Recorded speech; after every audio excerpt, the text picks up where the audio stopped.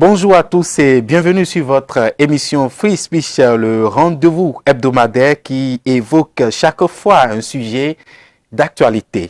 Patrice Talon, le président de la République, a rencontré le mardi dernier les responsables des 3 centrales et confédérations syndicales les plus représentatives pour discuter autour de la revalorisation salariale. Une rencontre à laquelle ont participé aussi les organisations patronales. Les différents acteurs de cette assise ont échangé, entre autres, sur les questions du niveau de relèvement du SMIC et de la hiérarchisation subséquente des salaires. Que peut-on retenir de cette rencontre? Les syndicalistes sont-ils satisfaits de cette rencontre? La revalorisation salariale annoncée par le gouvernement est-elle définitivement actée? Autant de questions qui brûlent les lèvres. Et pour y répondre, nous recevons pour vous l'un des acteurs clés ayant participé à cette rencontre. Il s'agit bien évidemment de Anselme Amoussou, qu'on ne présente plus. Monsieur Anselme Amoussou, bonjour. Bonjour, cher ami. Vous êtes secrétaire général de la centrale des syndicats autonomes du Bénin. Merci d'avoir accepté de la Confédération des centrales des syndicats autonomes du Bénin. Merci d'avoir accepté notre invitation. C'est un plaisir. Alors, avant de rentrer dans le vif du sujet, parlant de cette rencontre-là, Patrice Talon vient de boucler pratiquement 6 ans à la tête du pays. En tant que travailleur, quel bilan vous pouvez faire de façon globale de ces 6 ans passés à la tête du pays, notamment à l'égard des travailleurs? Merci beaucoup. Globalement, je voudrais d'abord faire un bilan qui ne soit pas forcément lié à ma position de travailleur. Mais un bilan global pour regarder un peu l'état du pays et reconnaître que avec l'avènement de Patrice Talon, nous avons, disons, réappris à développer de nouveaux réflexes en tant que citoyen. On est aujourd'hui dans une sorte de rigueur, de la restauration de l'autorité de l'État sur un certain nombre de choses. Et toutes choses qui font qu'aujourd'hui, en tant que travailleur, en tant que citoyen, tout court, mais en tant que travailleur surtout, disons, nous sommes de plus en plus prudents face à nos actes quotidiens dans l'exercice de notre profession. On sent qu'il y a une sorte de vertu qui s'installe quand il s'agit justement d'agir en tant que citoyen ou en tant que travailleur vis-à-vis des biens de l'État. Et dans notre environnement, dans mon environnement immédiat, c'est quelque chose qui se sent, qui peut ne pas se sentir de loin, et qui se sent lorsque vous voyez les gens, vous regardez derrière eux, jetez le coup d'œil rapidement quand ils veulent poser un acte, des actes que nous posions, qui sont des actes répréhensibles que nous posions allègrement hier sans aucune raison. Mais aujourd'hui, il y a une crainte. Il y a une crainte. Je pense que c'est important, cette discipline ou cette autodiscipline qu'on nous impose par, disons, la rigueur que nous avons constatée sur un certain nombre de choses. Donc ça, au moins, je trouve que c'est important. Mais il y a quand même des couacs qui sont notés par la population dans des domaines donnés. Je vais revenir. Mais vous m'avez parlé donc de bilan. Je regarde d'abord les aspects positifs. Mon point de vue. Ce n'est pas facile pour nous en tant que citoyens. Ce n'est pas facile pour nous en tant que travailleurs. Nous devons reconnaître que c'est bien. Et surtout, entre-temps, on avait des habitudes qui ne sont pas très catholiques, mais aujourd'hui, on s'applique à la rigueur. C'est un exemple que je donne beaucoup, j'ai du plaisir à donner. Vous savez, il y a quelques années, le ministère de la Santé a offert aux écoles publiques des moustiquaires imprégnés à distribuer aux enfants. Pour qu'ils emmènent ça en famille. Pour lutter contre le paludisme. Exactement. Et moi, j'ai vu des camarades, des travailleurs, des directeurs d'écoles primaires publiques, non seulement distribuer effectivement les moustiquaires, mais remballer le surplus et aller le retourner au ministère de la Santé. Vous comprenez bien qu'il y a vraiment un changement. Et qu'il y a une discipline totale. Avant, on en aurait réservé pour nous-mêmes, on aurait donné aux amis, aux familles, etc. Là, et certains ont dû faire l'aller-retour plusieurs fois avant de pouvoir retourner le surplus, mais ça a été fait. Donc, je prends ça comme un des exemples quand même assez positifs pour un État qui veut se développer comme le nôtre. Maintenant, vous savez, il y a des choses qui ont été faites qui nous facilitent aussi également la vie, qui nous facilitent la vie en tant que travailleurs quand je prends l'exemple de la dématérialisation d'un certain nombre d'actes administratifs. Tout à fait. Aujourd'hui, je suis chez moi, je peux télécharger ma fiche de paye sans problème. Avant, il fallait faire des rangs, il fallait courir partout, donc il fallait conserver également les fiches. Aujourd'hui, vous avez Internet, vous avez besoin d'une fiche de paie, vous le faites. Et puis, il y a d'autres actes également. Tout à fait. Au-delà même des travailleurs, quand nous prenons par exemple le secteur judiciaire, il y a par exemple le certificat de nationalité, d'autres papiers aujourd'hui, casier judiciaire, etc. Ce n'est pas encore très bien huilé à 100%, mais je pense que c'est des choses également aujourd'hui qui nous facilitent la vie. Et il faut mettre ça au compte de la gouvernance de Patrice Talon. De Patrice Talon. Cela étant dit, en tant que travailleur, j'ai noté ça. Mais si vous voulez parler de l'amélioration de ma condition de vie en tant que travailleur, bien entendu, ça doit passer par une amélioration de mon salaire, une amélioration de mon revenu. Et de ce point de vue-là, nous sommes encore en attente parce que nous avons, depuis 6 ans, on a eu des promesses, on a eu des engagements pour améliorer un certain nombre de choses qui ne sont pas encore atterrées. À la date d'aujourd'hui encore, nous avons le même salaire que nous avions à l'avènement du régime de Patrice Talon, à l'avènement. On n'a eu aucune augmentation de salaire. Le pire, c'est que dans le secteur privé ou dans le secteur parapublic, on a eu des fermetures d'entreprises qui n'ont pas été forcément suivies disons, de la liquidation des droits de nos qui travaillent, donc des pertes d'emploi. On a globalement une rigueur qui peut être bien appréciée, mais parfois on a le sentiment que cette rigueur oublie qu'elle s'adresse à des humains, à des gens qui ont des années de pratiques, peut-être de mauvaises pratiques. Et pour discipliner les gens, pour changer, il faut aller, donc, surtout quand on parle de l'homme, il faut aller avec la méthode. Parfois, c'est assez brutal. Et pour finir, on peut rater le coche. L'objectif que vous poursuivez, donc, en mettant cette discipline, vous avez exactement le contraire.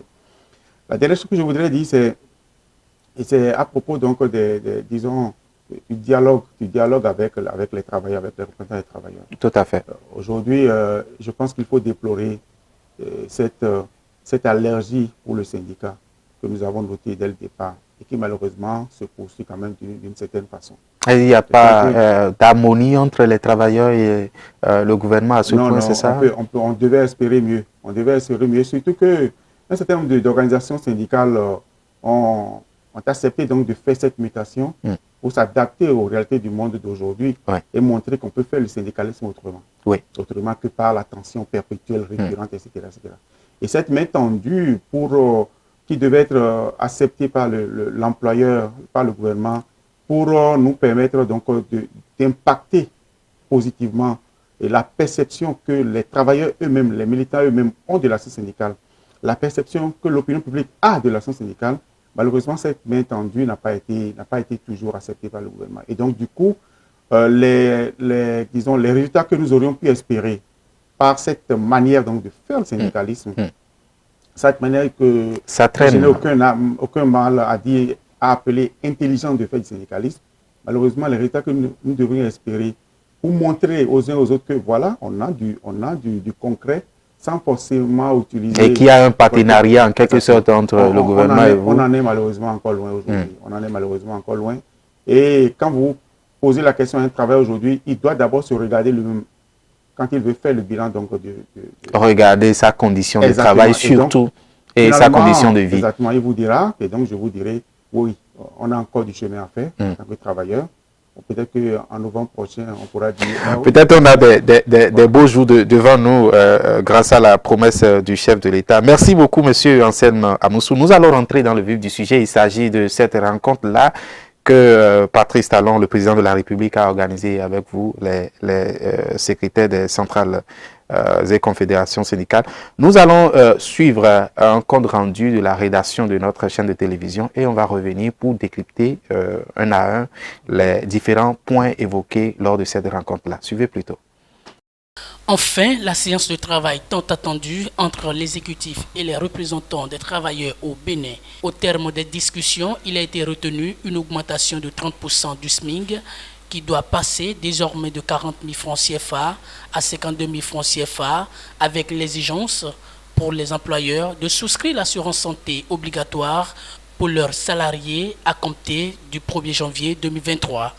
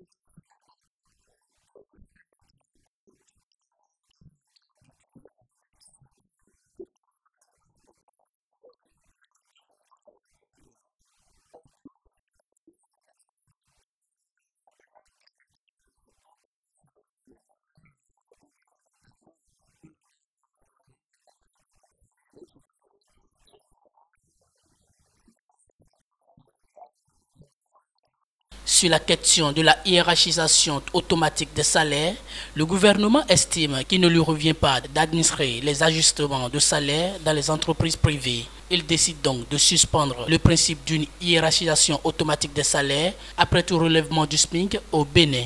Il laisse chaque employeur décider selon la politique de son entreprise. Les organisations syndicales ont marqué leur désaccord sur cette option car pour elles, le contexte national exige un maintien de ce principe qui est un acquis important pour les travailleurs. Au sujet de la rivalisation des salaires, une cagnotte globale serait dégagée et sera répartie entre augmentation de salaire, amélioration de la situation des aspirants au métier d'enseignant et recrutement des jeunes.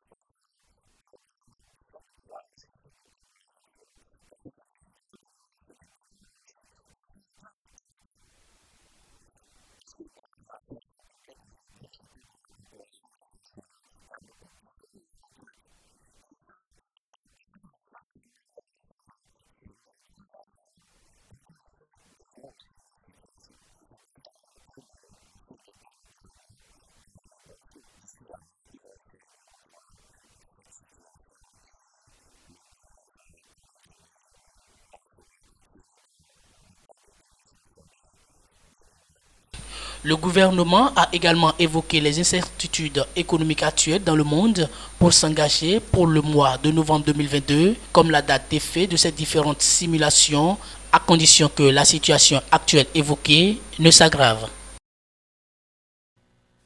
Voilà, nous revenons sur ce plateau pour évoquer cette rencontre-là. Monsieur Anselme Amoussou, pourquoi une telle rencontre initiée par le président de la République? Parce que vous avez eu déjà plusieurs rencontres, mais cette rencontre-là, est-ce que pour consulter, vous consultez, vous associez ou bien juste pour vous informer des décisions prises sur la revalorisation salariale? En fait, il y a une petite confusion qui a été installée par le courrier même du ministre Abdoulaye Diop-Tchani qui nous invitait à cette séance. À cette séance-là. Parce qu'en réalité, on a parlé de la session ordinaire de la commission de consultation, de négociation, de concertation. Et qui regroupe le gouvernement et les employeurs. Les travailleurs. Et cette session, si elle était vraiment ordinaire, elle aurait dû être présidée par le ministre Abdoulaye Diop-Tchani. Elle a été, disons, convoquée au palais. Elle a été présidée par le chef de l'État. Donc, on peut regarder ça comme une séance spéciale d'échange avec le chef de l'État. Dans tous les cas, c'était bon pour nous travailleurs et pour les employés également, je suppose. Oui, elle était attendue.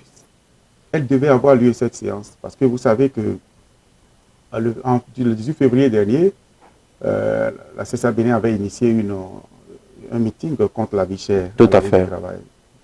Et que ça a été organisé finalement par l'ensemble des confédérations, où nous avions dénoncé un peu l'inaction, le silence du gouvernement face aux souffrances. Surtout à la cherté de la vie. Et moi, logiquement, dans une gouvernance qui se veut moderne, rationnelle, l'idéal aurait été, en principe, d'inviter en même temps les travailleurs pour échanger, pour dire un peu quelles sont les difficultés du gouvernement et qu'est-ce qui est envisagé. De février à avril, vous voyez qu'il y a un écart. Deuxième chose, c'est que c'est en décembre dernier que le chef de l'État lui-même a dit « Je prends l'engagement d'augmenter les salaires ». Avec une communication abondante, et disons, beaucoup de choses ont été dites toutes les semaines. Les travailleurs étaient en euphorie, sachant que quelques jours après, on devrait commencer par cette revalorisation salariale. Ils avaient précisé que ça devait prendre effet en 2022. Et donc, logiquement, dans la tête de tout le monde, c'est en janvier 2022 que ça devait commencer. Donc, de décembre à avril, pratiquement 5 mois que le gouvernement a pris pour parler d'un travail qu'on aurait confié à un comité interministériel. Bref, cette rencontre avec le chef de l'État était attendue. Et moi, j'ai l'habitude de dire, pour ma part et pour ma confédération, il n'y a jamais de mal à rencontrer le chef de l'État directement parce que tout au moins, vous n'aurez pas un ministre qui va vous dire sur tel point, on ira rencontre le chef de l'État. Là, c'est en direct. C'est en direct, le chef de l'État. Les décisions pour être prises très rapidement. Donc, cette rencontre, elle était pour négocier. Pour répondre à votre question. C'était pour négocier parce qu'ils ont bien dit, pour négocier sur le point de la revalorisation du SMIC et des salaires. Donc, on était allé, logiquement, pour négocier en examinant un peu quelles étaient les propositions. Et s'entendre sur un point donné. Alors, dans votre compte rendu au soir de cette rencontre-là, vous avez parlé surtout du point du SMIC où on peut relever désormais le SMIC à 30%. Disons, on passe de 40 000 à 52 000. C'est quoi concrètement? Les Béninois veulent savoir. Bon, en fait, le SMIC, c'est le salaire minimum. C'est-à-dire que l'État, ça n'existe pas dans tous les pays. Dans certains pays, ça existe. Dans beaucoup de pays, ça, je vais dire, il y a des pays qui font l'option de ne pas fixer un SMIC. Chez nous, le SMIC existe. Le SMIC, c'est le salaire minimum que tout employeur devrait payer à un salarié qu'il emploie. Que ce soit le secteur privé ou le secteur public également. Dans tout le pays, sur tout le territoire national, lorsque vous employez quelqu'un et que c'est votre salarié, vous avez l'obligation de lui payer au moins ce qui a été fixé comme SMIC. Et la loi dit que tous les 3 ans, le SMIC devrait être réétudié et réévalué. Oui. Et la décision de changer le SMIC se prend en échangeant entre employeurs, travailleurs et gouvernement. Donc, nous avons normalement un échange tripartite qui permet de le faire. La dernière fois où ça a eu lieu, c'était en 2014, où c'était passé de 31 625 à 40 000. Donc, depuis 2014 à aujourd'hui, vous voyez bien qu'on est au-delà de 3 ans. Oui. Et donc, cette fois-ci, les échanges ont eu lieu entre employeurs, travailleurs et gouvernement. Et nous avons finalement retenu qu'on pouvait accepter une augmentation de SMIC de 30%, en tenant compte un peu de toutes les difficultés que les employeurs ont évoquées. En principe, il ne revient pas en conditions normales au gouvernement de fixer de façon unilatérale le SMIC. C'est toujours en échangeant avec les employeurs parce que le SMIC concerne surtout les travailleurs du privé. Surtout. C'est les employeurs qui doivent payer. Tout à fait. Les organisations patronales qui étaient présentes également à cette rencontre. Et nous étions partis avec de plus fortes prétentions, bien entendu, en tenant compte un peu du coût de la situation actuelle. Nous parlions donc de tout au moins de doubler le SMIC, pourquoi pas d'aller au-delà de 100 000 francs. Surtout qu'on avait entendu déjà, puisque nous avons quand même des contacts avec les employeurs, on avait déjà échangé Et pour les grosses entreprises au Bénin aujourd'hui, plus personne ne paye 40 000 francs quelqu'un. C'est au-delà quand même de 60 000. On nous a dit par exemple qu'il y a des emplois, il y a des entreprises aujourd'hui où le balayeur est à 100 000 francs. Mais on s'est rendu compte que ça c'était pour les grosses entreprises et elles ne représentent pas plus de 2 ou 3% des entreprises au Bénin. Mais il y a la forêt des PME, les petites et moyennes entreprises. Qui ont eu comme porte-parole leurs représentants à cette séance, qui nous ont bien expliqué que si on impose un autre niveau d'augmentation du SMIC, en tenant compte de la situation d'aujourd'hui, il y a beaucoup d'entreprises qui seront obligées donc de débaucher.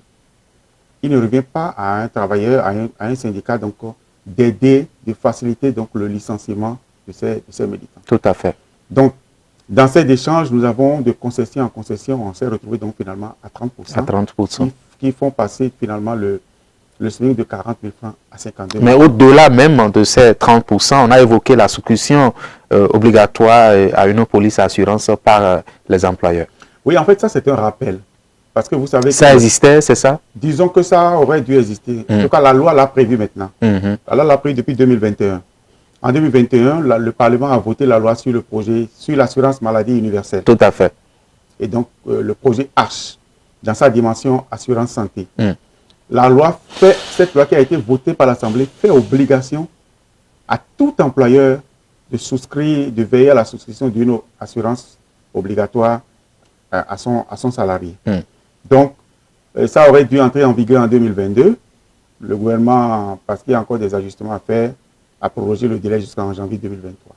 Donc, c'est ça que le chef de l'État a profité pour rappeler aux employeurs, pour dire, j'espère que vous êtes informés, que non seulement on augmente le SMIC, mais qu'à partir de janvier 2023, vous devez souscrire cette assurance-là pour tous vos salariés. Donc, ça a été un rappel pour eux, un rappel également pour nous, pour que nous puissions sensibiliser les nôtres et veiller à cela. Cela voudra dire, oui, allez-y. Le débat sur cette question, c'est que le gouvernement, là aussi, a pêché un peu dans la démarche parce qu'il faut discuter avec ceux qui doivent payer, ceux qui sont concernés. Nous devons être trois, en principe. L'État fait sa part, l'employeur fait sa part, et le salarié également. Mais le gouvernement, le chef de l'État nous annonce à cette séance que c'est uniquement l'employeur. Non, que c'est à 5 000. Ce n'est pas uniquement l'employeur, c'est à 5 000 par mois et par agent. Donc, si vous avez 10 employés, vous devez leur payer 50 000 francs par mois pour cette assurance maladie. Pour un contenu de soins que nous n'avons pas discuté et validé avec le gouvernement. Alors qu'en principe, nous devons nous retrouver pour savoir quels soins doit couvrir cette assurance-là. Et regarder si les 5 000 francs, c'est vraiment pertinent ou bien s'il faut diminuer ou augmenter, pourquoi pas. Donc, ça a été également un objet de discussion où nous avons dit au chef de l'État qu'il faut que nous revoyions. Parce que les employés ont dit ceci. Pour augmenter le SMIC, nous avons besoin d'un accompagnement de l'État. En termes de taxes, d'allègement diminuer par exemple les taxes, les impôts pour permettre, pour alléger un peu la condition. Voilà, et le gouvernement a estimé qu'il ne pouvait pas, dans l'état actuel des choses, faire ça. Donc, du coup, nous avons été obligés de concéder les 30% aux employeurs. Et assorti de la condition qu'il faut baisser le coût de l'assurance pour les employeurs. Il faut baisser le coût de l'assurance. Aujourd'hui, nous savons que les employeurs seront les seuls à payer, disons, la contribution pour l'assurance pour les employés qui sont au SMIC. Donc, si vous avez des employés qui sont au SMIC, ils ne contribueront pas eux-mêmes en tant que salariés. C'est plutôt le patron en termes qui contribue. Mais pour tout employé qui est au-delà du SMIC, il y a une part contributive qu'il doit également apporter. Oui. Et donc, c'est employeurs et travailleurs qui doivent s'associer pour... qui va s'ajouter donc à l'effort que le gouvernement doit faire à travers des ressources budgétaires ou bien des accompagnements des partenaires. Donc, concrètement, à partir de janvier 2023, le salarié désormais peut s'attendre à ce qui est augmentation du salaire. Si le SMIC était à son SMIC, bien, ce qu'il percevait était à 40 000 francs, désormais il peut aller à 52 000. Mais au-delà de ça, son employeur doit le souscrire à une assurance maladie pour des éventuels trucs là. Parce que la loi rend cela obligatoire. Obligatoirement. Il faut mettre en application la loi. Je trouve que c'est quand même une très bonne nouvelle. Hein. Oui. Moi, je pense que c'est une très bonne nouvelle.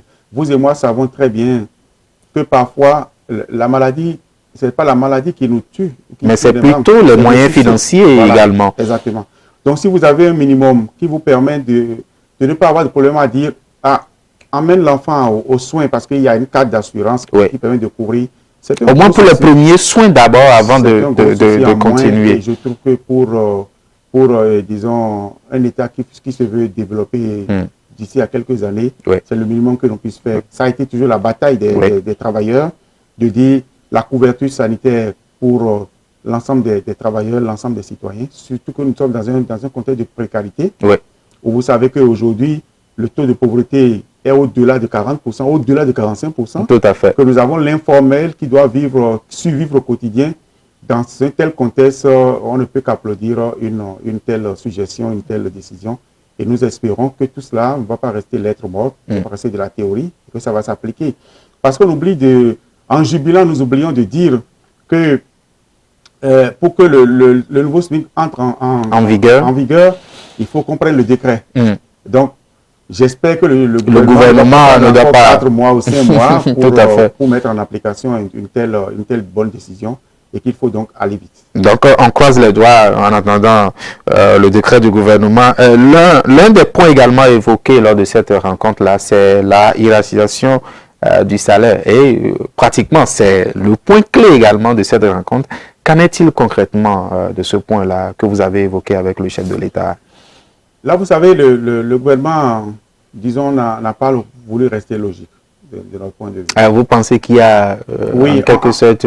En fait... une ruse, comme on a l'habitude de le dire. Ben oui, bon, c'est une ruse de négociateur. On ne va pas leur en vouloir pour ça. En négociation, chacun trouve la stratégie pour imposer son point de vue ou pour obliger l'autre à faire les concessions. Tout à fait. La hiérarchisation, c'est quoi? Dans notre pays, toute augmentation du SMIC donne lieu à des augmentations des autres salaires. C'est-à-dire ça impacte sur les autres niveaux. Dans la même proportion. C'est-à-dire que si moi, je suis à 40 000 et que vous êtes déjà à 53 000, quand on va appliquer l'augmentation du SMIC, moi, je passe de 40 à 52 000. Vous demeurez à 53 000 si on ne fait pas la hiérarchisation des salaires. Donc, là, il y a une injustice en quelque sorte. En termes de motivation de l'agent, c'est un problème parce que vous allez vous sentir frustré. Puisque moi, j'ai une augmentation, vous n'avez rien eu. Et donc, c'est pour ça que les législateurs ont inventé donc, ce principe-là, pour obliger les employeurs à le faire. Et on ne l'a pas obtenu depuis 2014, quand on a connu la... Et ça concerne également le secteur privé? Le secteur privé, surtout. C'est surtout le secteur privé. Donc, aujourd'hui, le chef de l'État dit, il ne revient pas à un gouvernement de fixer également. De fixer les salaires dans une entreprise. Or, pourquoi il dit ça? Parce que les employeurs, depuis 2014, ont demandé au gouvernement, permets-nous de faire la hiérarchisation des salaires en nous allégeant les impôts. Parce que nous, on regarde que le salaire. Mais pour un employeur, un salaire de 50 000 francs payé, c'est au moins 75 000 francs au total payé, en fait. En plus du salaire, il y a les charges. Tout à fait. Qu'il faut que l'employeur paye. Donc, eux, ils ont dit, mais permettez-nous d'avoir des allègements d'impôts sur un certain nombre de lignes liées au salaire. Et ça nous permettra à nous de faire la hiérarchisation. Et pour faire la hiérarchisation, de tout le temps, ça a toujours été fait avec des pourcentages décroissants. Au fur et à mesure qu'on va vers les hauts salaires, c'est plus ça descend. Aujourd'hui, pour donner l'exemple d'aujourd'hui, nous sommes à 30% de SMIC, hein, d'augmentation pour le SMIC. Si nous devions faire la hiérarchisation, on pourrait dire que pour les salaires immédiatement au-delà de 52 000, que ça fait 25%, ensuite de plus en plus élevé, jusqu'à ce qu'il y a des salaires qu'on peut choisir de ne pas impacter, parce qu'ils sont suffisamment élevés. C'est ce qui se fait en principe. Donc le gouvernement, au côté, dit oui, Mais moi, je fixe le SMIC en discutant avec les gens. Et pourquoi je dois m'impliquer dans la hiérarchisation? La hiérarchisation. Je laisse chaque entreprise, chaque employeur le faire. On n'a pas été d'accord, bien entendu, parce que, voyez-vous, c'est cette hiérarchisation qui permet à des gens qui sont au même salaire depuis des années, qui n'ont pas la possibilité donc de faire un concours professionnel pour évoluer, de pouvoir espérer des augmentations en dehors du bon vouloir d'un employeur. Deuxièmement, on parle des pensionnés, donc des retraités qui viennent du privé, qui ont travaillé dans le privé, qui sont à la CNSS aujourd'hui. Oui, qui sont déclarés à la CNSS. En l'absence de cette hiérarchisation, personne n'a aucune obligation donc de leur faire une augmentation de pension. De pension. Or, nous savons que la situation difficile que nous vivons aujourd'hui, elle est la même pour tout le monde, et salariés et retraités. Et en parlant donc des agents du public, le gouvernement a été d'accord pour que les mesures qui sont annoncées impactent aussi bien les actifs que les retraités. Alors, quid des retraités du privé? Ce sont ces arguments que nous avons développés pour que le chef de l'État comprenne qu'il faut absolument appliquer encore la hiérarchisation. Il ne faut pas laisser ça dans la main des employeurs, mais plus loin encore en disant prendre la responsabilité de le faire. Que nous ne sommes pas contre le fait de faire le débat sur la hiérarchisation, parce que quelque part, il y a une certaine logique dans la position du gouvernement. Mais cette logique ne tient pas compte de notre situation actuelle, de nos réalités à nous. Parce qu'on n'est pas en France, on n'est pas en Angleterre ici. Là-bas, le taux de pauvreté n'est pas à 45%. Non. Là-bas, tout le monde n'est pas dans l'informel. Donc, il faut tenir compte de nos réalités pour prendre un certain nombre de décisions. On n'a pas été entendu. Et en fin de compte, le chef de l'État a dit que, bon, voilà sa position du gouvernement, point barre.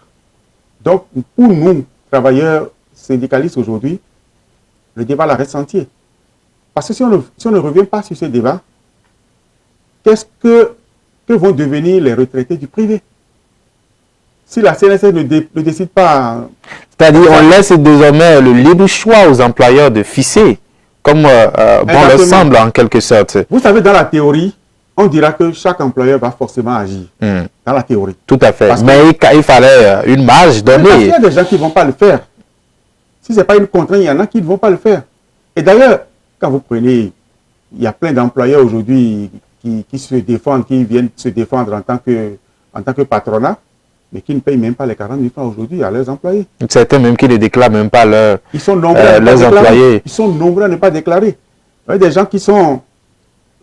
J'ai donné l'exemple des écoles privées, des collèges privés. On en a plein de collègues qui sont à 20 000 francs, qui sont à 25 000, qui sont à 30 000 francs. Apprendre ou à laisser. Dans ces conditions, qui va s'occuper d'eux? Vous êtes sûr qu'un tel employeur va décider que, bon, moi, je vais augmenter le salaire de celui qui était déjà à 40 000 francs, à 52 000, de 50 000 francs à 60 000 francs, ce n'est pas évident. Mais les employeurs disent, oui, nous on va le faire parce qu'on sait très bien que si on ne le fait pas, la concurrence va venir nous arracher nos meilleurs agents. Et c'est pour cela que nous avons fait finalement la concession de demander au gouvernement, écoutez, appliquons encore une fois cette hiérarchisation ou cette nouvelle augmentation du SMIC. Et puis après, on fait le débat entre nous sur la question du maintien ou du non-maintien de ce principe-là. Mais même sur ça, le gouvernement n'a pas voulu avancer et a estimé qu'il fallait qu'on arrête le débat à ce niveau. Donc, je crois que c'est l'un des points de désaccord dans les échanges que nous avons eu avec le chef de l'État. Et de ce point-là, il paraît que vous avez, le gouvernement a quand même donné 4 paliers de cette hiérarchisation. Il laisse maintenant le soin aux employeurs. Quels sont ces paliers-là? Ou c'est une proposition de vous, travailleurs? Non, en fait, ça ne concerne pas la hiérarchisation des salaires. Ça ne concerne pas... Les 4 paliers dont vous parlez ne sont pas liés au SMIC. C'est un point... C'est relatif au point qui concerne l'augmentation des salaires pour les agents du public. Du public. Les agents et les retraités du public, pas des privés. Pas des privés. Parce qu'il y a quand même une malcompréhension.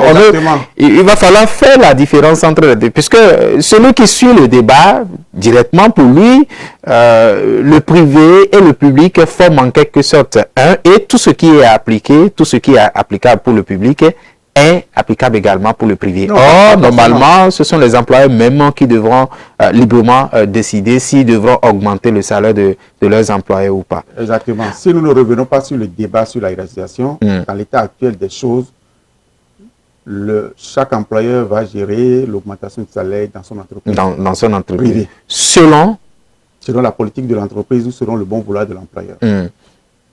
Nous avons parlé maintenant du point concernant l'augmentation des salaires pour les agents que l'État lui-même emploie. Voilà, je voudrais en venir. Qu'est-ce qu'il y en a concrètement? C'est là où il y a une innovation parce que de tout temps, les augmentations de salaire dans le public ont toujours été faites de façon uniforme. Quand il y a une augmentation de 2% pour moi, c'est la même augmentation pour celui qui est à 100 000, c'est à 2%. Celui qui est à 500 000 également, c'est à 2%. Maintenant, il y a des paliers. Le gouvernement a suggéré qu'il vaut mieux, pour une question donc de justice et d'équité, faire en sorte que les salaires qui sont déjà un peu élevés ne soient pas impactés de la même façon que les salaires les plus bas. Les plus bas. Et nous avons accepté. Et c'est après avoir accepté, c'est là que nous avons retenu donc ces différents paliers-là. Pour dire que entre le SMIC, entre les salaires compris entre le SMIC et 100 000 francs seront traités autrement. Premier palier. Deuxième palier, de 100 001 à 200 000. Troisième palier, de 200 001 à 500 000. Et quatrième palier, 500 000 et plus. Ça veut dire que lorsque nous connaîtrons les pourcentages, lorsque nous allons retenir les pourcentages avec le gouvernement, si le salaire du premier palier est frappé avec un pourcentage de 25% par an, ça va aller décroissant de ce premier palier au quatrième palier. Oui, le quatrième palier peut se retrouver avec un pourcentage de 5%, de 5%, etc. Donc voilà le principe sur lequel on s'est entendu. Malheureusement, à ce niveau, nous ne connaissons pas encore les pourcentages. Et nous allons les examiner bientôt, selon les dits, donc l'engagement qui a été pris par le gouvernement. Nous ne connaissons pas non plus le deuxième niveau d'augmentation que le gouvernement a proposé, que nous avons retenu, qui est qu'il y aura d'abord un pourcentage pour augmenter le point indiciaire. Le point indiciaire, c'est un coefficient qu'on utilise, qui est uniforme pour toute la fonction publique. Et selon votre grade, il y a un pourcentage réservé selon votre grade. Exactement. Et donc, dès qu'on augmente le point indiciaire, tous les salaires de la fonction publique et toutes les pensions de la fonction publique sont impactées. Donc, on a d'abord retenu ce principe-là, que le gouvernement va le faire de façon à ce que les retraités également aient quelque chose sur leur pension. Et c'est après avoir fait cela que maintenant, on va utiliser les paliers pour faire une augmentation supplémentaire qui doit être à ce moment-là différenciée suivant les niveaux de salaire. Mais tout ceci est dit, promis par le chef de l'État, par le gouvernement, mais à une seule condition. Selon les propos du chef de l'État, actuellement, le monde entier traverse une crise. On parle de Covid-19, on parle également de la guerre qui oppose la Russie à l'Ukraine. Sans ça, les choses ne seront pas peut-être les bienvenues à partir de novembre 2022. Voilà, on a semblé comprendre quelque chose. Qu'est-ce qui s'est passé réellement à ce niveau-là? En fait, pour nous, travailleurs, on a voulu prendre au mot le gouvernement qui avait dit 2022.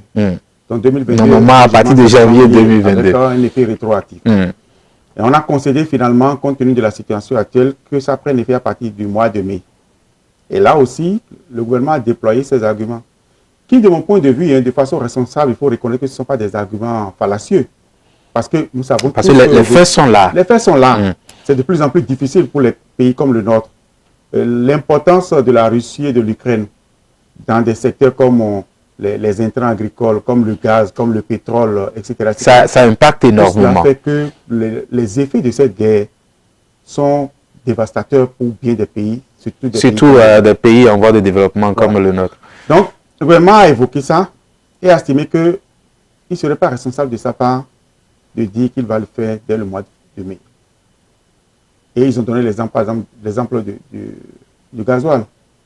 Ils ont voulu jouer aux garçons en disant on maintient le prix du gasoil à 600 francs, mais ça n'a pas tenu plus de 2 semaines parce qu'ils ont été rattrapés par les réalités économiques d'aujourd'hui. Donc, c'est tout cela qui fait qu'ils ne voulaient pas prendre d'engagement. Prendre le risque en quelque sorte. Donc, quand ils parlent d'incertitude sur l'économie mondiale et sur l'économie du Bénin, c'est une réalité dont nous devons convenir parce qu'au-delà de notre position de responsables syndicaux, nous sommes également des citoyens et nous devons pouvoir... Et nous observons ce qui se passe dans le monde entier. Donc, on devait se séparer sans une échéance claire. Nous avons proposé que le gouvernement prenne quand même une échéance, même si c'est assorti de conditions. Nous allons travailler avec le E, prier également pour que tout ce qui est incertitude, tout ce qui est choc externe s'arrête et ne vienne pas frapper notre économie pour qu'en novembre 2022, le gouvernement soit en mesure de respecter la parole qu'il a. Pourquoi vous avez choisi le mois de novembre? Pas nous qui avons choisi, c'est le gouvernement qui a proposé. Qui a proposé en argumentant qu'il y a une rencontre importante qui se tient entre le ministre de l'économie représentant le Bénin et nos partenaires financiers à Washington qui se tient en octobre. Et c'est au mois d'octobre, quand on regarde un peu l'évolution des choses dans le monde. Notamment des crises actuelles. Et on regardera, et la discussion avec les partenaires doit permettre donc de faire un certain nombre d'ajustements, de façon à ce que le gouvernement sache clairement quel peut être le montant de la cagnotte à dégager, et donc quelle peut être la marge de manœuvre qu'il pourrait se donner. Donc il faut espérer le mois de novembre, tout en priant également que les crises actuelles soient... CSA Bénin, nous avons dit clairement aux camarades, à l'opinion publique, ce qui a été dit. Nous avons restitué, pour dire c'est le mois de novembre, mais à une condition.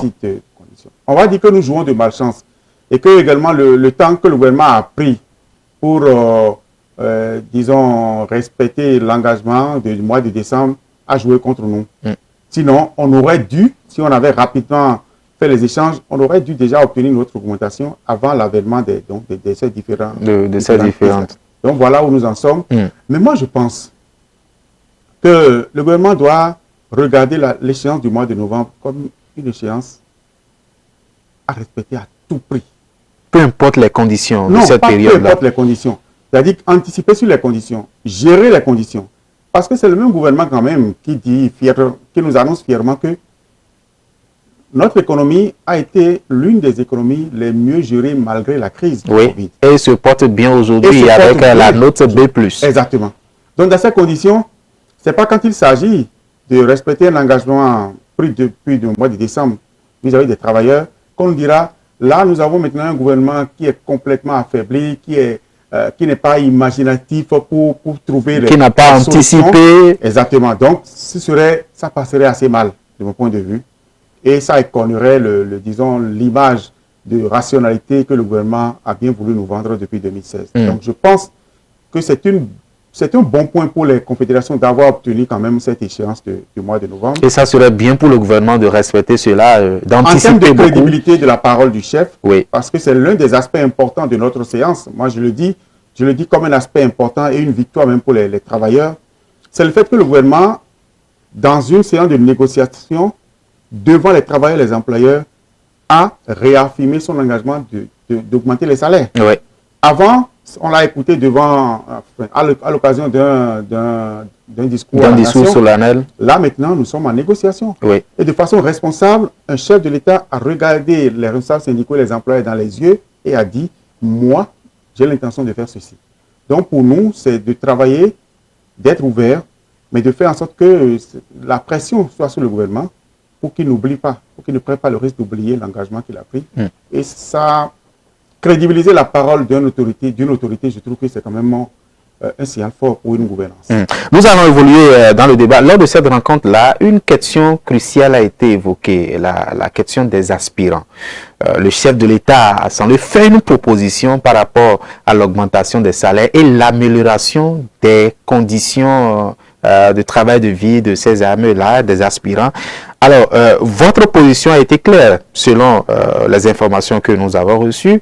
Vous avez accepté cette proposition-là de surtout regarder cette condition de vie et de travail des aspirants. Pourquoi avoir accepté cette proposition-là que le chef de l'État a semblé mettre sur pied? Vous avez, le chef de l'État, son gouvernement ont utilisé, disons, ce que j'appelais tout à l'heure les ruses du négociateur. Les ruses stratégiques. Parce que quand vous êtes citoyen, vous êtes défenseur des travailleurs, logiquement, quand on vient vous proposer, j'ai 100 francs avec lesquels je veux augmenter uniquement le salaire de vous, travailleurs, mais je vous demande de me permettre d'en utiliser une partie pour améliorer les conditions de vos frères, de vos sœurs. Que vous-même aviez réclamé. Oui. Si vous refusez, vous avez l'air de quoi? Donc, nous avons accepté. Tout le monde a accepté. Toutes les parties ont accepté la proposition du gouvernement. Parce que, regardez, quand vous faites une comparaison, ma situation, elle est meilleure à celle d'un aspirant. Moi, je demande une augmentation de salaire. Eux, ils demandent un salaire. Ce n'est pas la même chose. Ce n'est pas la même chose. Donc, ce serait seulement cupide, méchant de ma part, de dire non, augmentez-nous. Est-ce que ce n'est pas un piège du gouvernement, du président de la République? Je suis d'accord. Et ce piège, nous y sommes tombés avec beaucoup de joie. Avec beaucoup de bonheur. Parce que ça va au profit de ces aspirants-là. Non seulement ça va au profit de ces aspirants, ça doit aller au profit du recrutement de nos jeunes frères et de nos jeunes sœurs. Mais c'est un piège qui se referme également sur le gouvernement.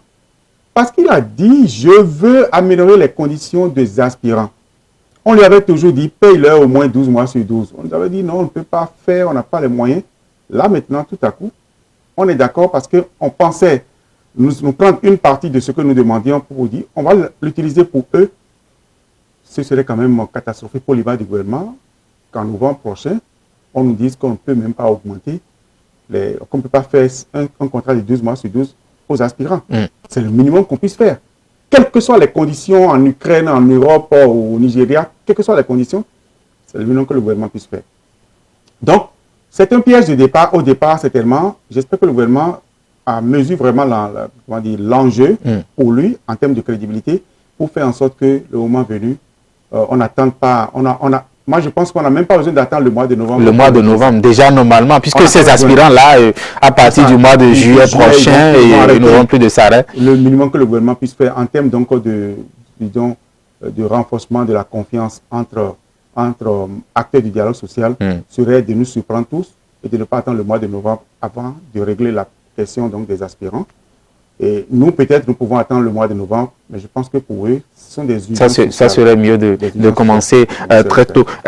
Lors de cette rencontre-là également, le chef de l'État a parlé de la pension des députés, a été catégorique sur ça. Vous avez évoqué ça sans doute lors de cette rencontre-là.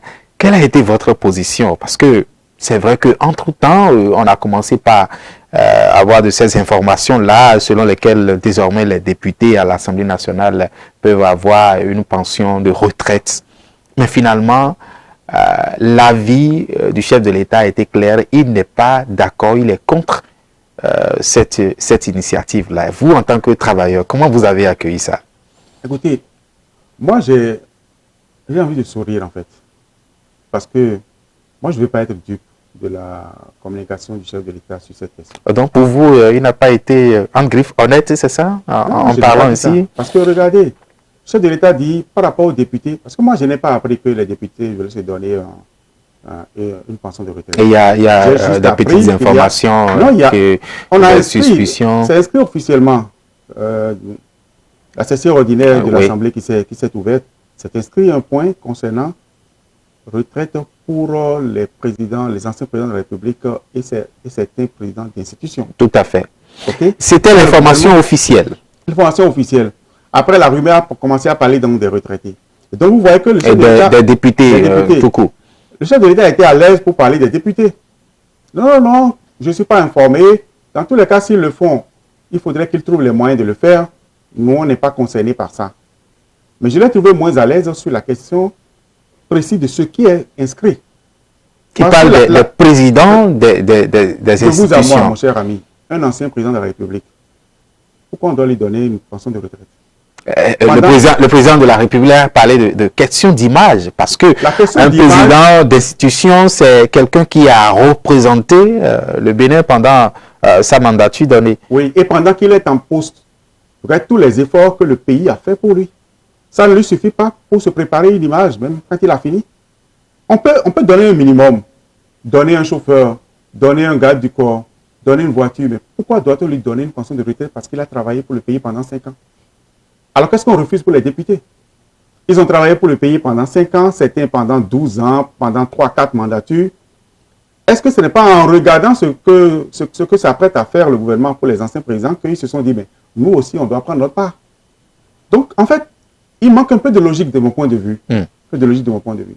Ce que le chef de l'État défend pour un ancien président de la République et pour un ancien président d'institution qui sont traités, qui ont un bon salaire, qui ont les avantages liés à leur fonction, des gens de maison, des chauffeurs, des voitures, des fonctions, etc., pendant que leur mandat, pourquoi ne peut-on pas leur demander de s'organiser pour se préparer à la fin de leur mandat? On lit souvent sur les réseaux sociaux l'exemple de la Finlande. En Finlande, vous voyez des anciens ministres aller à vélo, marcher, parce que dès la fin de leur mandat, tout s'arrête. Pourtant, ils ne sont pas morts. Et les gens qui sont anciens présidents de la République, qui sont anciens chefs... anciens présidents d'institutions. Ce sont des gens, ils ne sont pas... comment dire? Ce n'est pas leur profession d'être d'être président de la République. C'est juste un poste politique. Profession. Donc, je trouve que c'est ce que les députés ont voulu faire. S'ils ont voulu vraiment le faire, c'est une logique qui coule de sens. Et donc, la position du chef de l'État sur les velléités des députés devrait être la même pour le président d'institution. Et puis, un autre commentaire que je fais. Regardez, l'actualité, c'est que ce sont les salaires des SE, des mairies, c'est les salaires des maires que l'opinion publique qui sont mirobolants, etc., etc. Moi, en tant que travailleur, le réflexe, c'est de faire une comparaison, comme j'ai vu des camarades le faire pour dire le salaire d'un SE peut payer tel nombre d'aspirants. Mais je trouve que ce n'est pas le bon réflexe. Parce que, regardez, c'est quand même assez curieux. On n'a aucune gêne, en tant que gouvernant, à livrer le salaire des SE, à livrer le salaire des maires, à livrer le salaire des DC, de préfets. On vous dira que le nombre est restreint. Oui, d'accord, on livre leur salaire. On livre le secret sur le montant de leur salaire, sur le niveau de leur salaire. Et curieusement, à chaque fois que le gouvernement est interpellé sur son salaire à lui, il ne dit jamais rien. Vous connaissez le salaire des membres du gouvernement? Non. Mais vous connaissez le salaire de tout le monde. Il y a un problème. Et moi, je ne veux pas tomber dans ce piège en tant qu'acteur social. Je ne veux pas tomber dans le piège du gouvernement qui fait une communication contre les autres. C'est une communication contre les SE, de mon point de vue, qui nous amène à faire des comparaisons et même on les met un peu en difficulté. En difficulté, en insécurité également. En insécurité également. Mais pourquoi on ne peut pas faire la même chose pour le ministre de la Santé? Combien il gagne? Qu'on dise, le président de la République, combien il gagne? Cette transparence en rajoute à la gouvernance. C'est une plus-value pour la bonne gouvernance de mon point de vue. Pourquoi le gouvernement ne commet pas l'erreur? Parce qu'on est en train de le pincer tout le temps depuis là pour dire dis ton salaire, dis ton salaire. Mais il ne commet jamais l'erreur de lâcher le salaire. Peut-être à la fin de leur quinquennat, on aura le temps un jour peut-être de reconnaître. Merci beaucoup, monsieur Anselme Amoussou. Nous sommes pratiquement à la fin de ces 52 minutes d'entretien liées à cette rencontre-là avec le chef de l'État. Vous avez juste quelques secondes pour évoquer les autres questions, puisque dans vos propos tout à l'heure, vous l'avez dit, parce qu'il y a encore une autre rencontre qui sera organisée avec le ministre d'État Abdoulaye Biotchane. Juste quelques questions qui seront débattues lors de cette rencontre-là et profitez votre dernier mot à l'endroit des travailleurs. Merci beaucoup. Je voulais dire 2 ou 3 choses. Premièrement, nous avons échangé avec le chef de l'État et son gouvernement.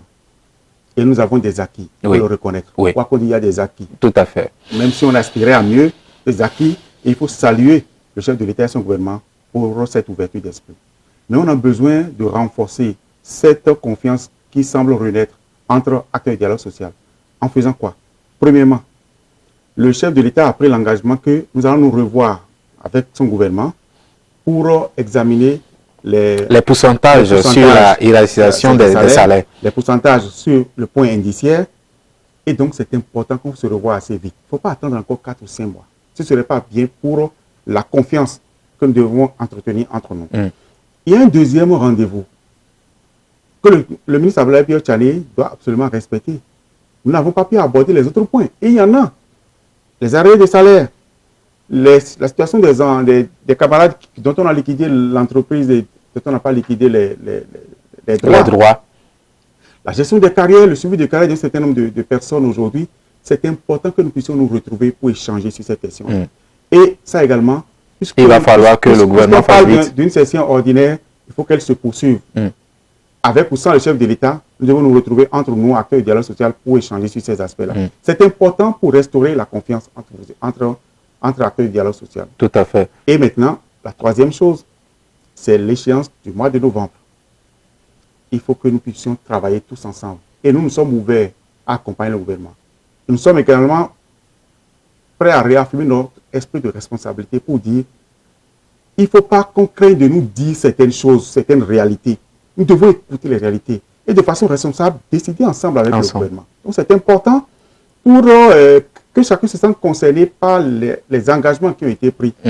Et ça ne peut faire que du bien à notre pays. Donc c'est important de le faire. Et dernière chose, j'ai parlé du décret qui doit consacrer l'augmentation du SMIC. Il ne faut pas que ça prenne du temps. Et ça, au moins, si déjà la semaine prochaine, on peut entendre que le décret est pris, nous allons tous applaudir et dire ah oui, le gouvernement a tenu une promesse par rapport. Merci beaucoup, Monsieur Anselme Amoussou. Vous êtes secrétaire général de la CSA Bénin. On vous retrouve très prochainement peut-être pour d'autres questions liées à votre corporation. Merci à vous, merci pour votre disponibilité et à bientôt. Chers téléspectateurs, c'est la fin de cette émission. On vous retrouve très prochainement pour un autre numéro de Free Speech. À bientôt.